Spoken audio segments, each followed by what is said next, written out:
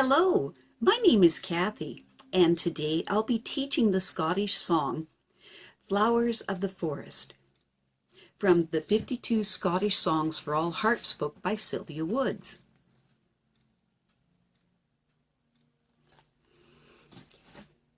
Before I do, I wanted to tell you that I have a great many videos now on many different topics, so I've decided to make several different video playlists so that it's easier to find the videos of greatest interest.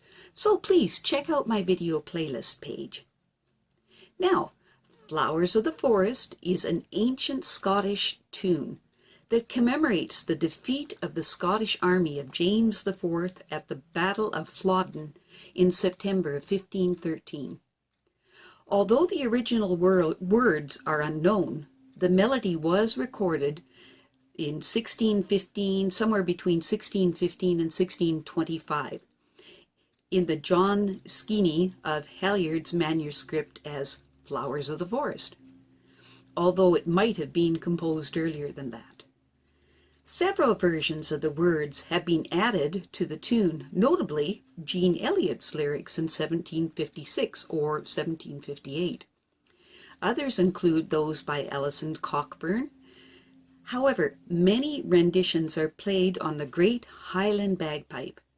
Due to the content of the lyrics and the reverence for the tune, it is one of the few tunes that many pipers will perform in public only at funerals or memorial services, and play otherwise limited to private practice or to instruct other pipers. Jean Eliot, born 1727, aided in part by popular poetry selections, framed the tune in 1756 as a lament to the defeat of James IV, many of his nobles and over 10,000 men. The titular Flowers of the Forest at the Battle of Flodden Field in northern England in 1513, a significant event in the history of Scotland. She published it anonymously, and it was at that time thought to be an ancient surviving ballad. However, Robert Burns suspected it was an imitation, and together with Ramsay and Sir Walter Scott eventually discovered its author. The song, written in Scots, is also known as the Flowers of the Forest, and describes the grief of women and children at the loss of their young men. In some ways, the song echoes the old Welsh poem Gwydir about a similar defeat in the year 600 AD. Powerful solo bagpipe versions of the song are used at services of remembrance, funerals, and other occasions. Many in the Commonwealth know the tune simply as the Lament, which is played at Remembrance Day or Remembrance Sunday ceremonies to commemorate war dead.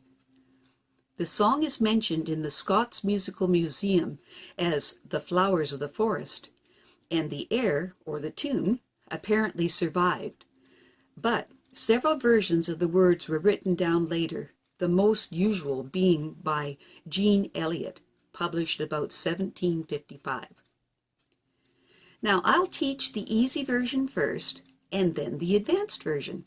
Then I'll play the easy version with all the elements discussed, and then the advanced version. When performing this piece of music as a solo in public, it's nice to play the easy version and then immediately play the advanced version for a wonderful full-toned effect, and I will demonstrate this as well. Hello! When learning this piece of music, clap and count out the right hand and the left hand, and then learn it hands separately and then put it hands together. Now, in musical compositions, it's very common for a composer to change the musical key in the middle of the song, and then conclude the piece in the original music key, in this case, G major. When this is done, it's very similar to having two singers, each taking their turn with a segment of the melody. The different vocal qualities add interest to the piece. This same principle holds true when a piece of music changes key in the middle, as in the Flowers of the Forest does. So, instead of sharpening all the F sharpening levers, you instead leave the middle F as a natural before you begin. When this notes are sounded in the piece of music, it will display the tone of the new key. In music, this changing from one musical key to another is called modulation. Now, all music tells a story, and I'm not talking about the words of the song. Rather, I'm speaking about the music itself. In Flowers of the Forest, the melody is in the right hand and the accompaniment is in the left hand. So make sure that the right hand melody is louder overall than the left hand. In all music, there's a beginning, an ending, and a climax point, and we will be discussing each of these elements now. In music, it is a general rule of thumb that when the notes of the melody, in this case the right hand notes, use a rise in pitch from lower notes to higher notes, that the volume will increase, and when the melody notes fall in pitch, the volume will decrease just a little bit. In general, the left hand of most songs is where the spot where the beat of the song manifests most strongly. In general, the first note, just a sec here. In general, the left hand of most songs will be the spot where the beat of the song manifests most strongly. In general, the first note of each bar of music in the left hand is slightly emphasized to give a good, strong beat, and the lower notes are emphasized slightly. This causes the playing of the piece of music to have greater depth and contrast. At the conclusion of the piece will be a slight retardando, or a slight slowing down of the tempo so that the listener can hear that the song is about to end. And this is the melody of the Flowers of the Forest, and I'm going to illustrate the beginning, the ending, the climax point, and the modulation, the key modulation in the middle.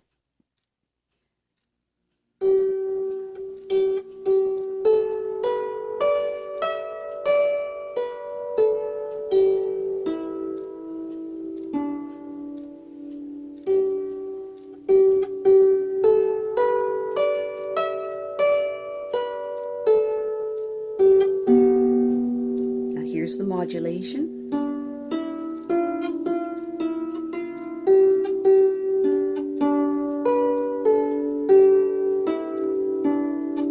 And back to the original key and the climax. The climax. And the slight retardando. Excellent.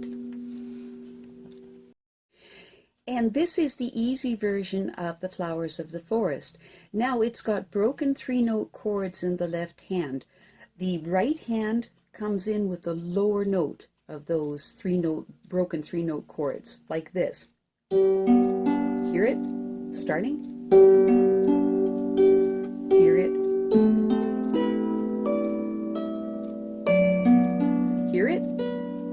It comes in on the bottom note. Okay, and here is the Flowers of the Forest, the easy harp arrangement.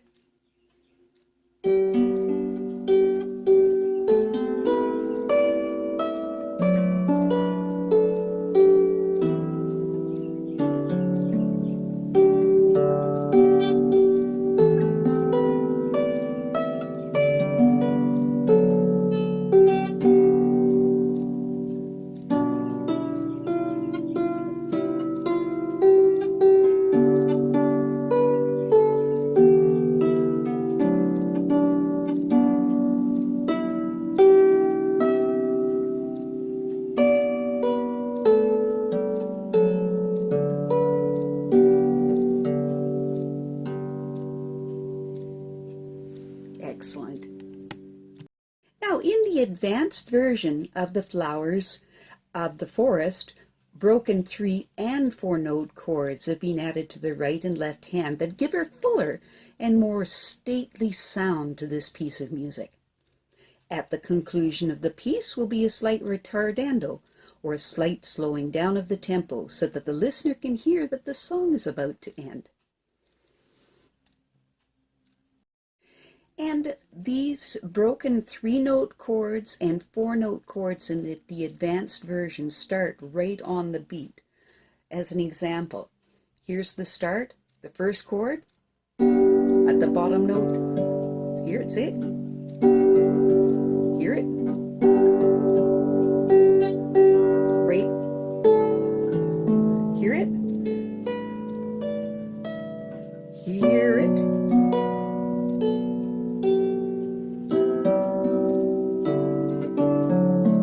So the left hand broken 3-note chord comes in with the right hand, the bottom of it. Hear it? Good. Now at the climax point on the bottom line near the end of the piece of music, it's got a full rolling chord. And so you stretch the time a little bit there, or do a little bit of rubato like this.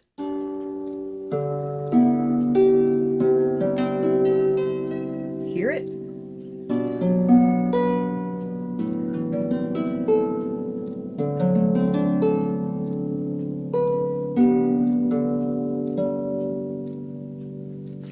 Okay. And this is the advanced version of the Flowers of the Forest.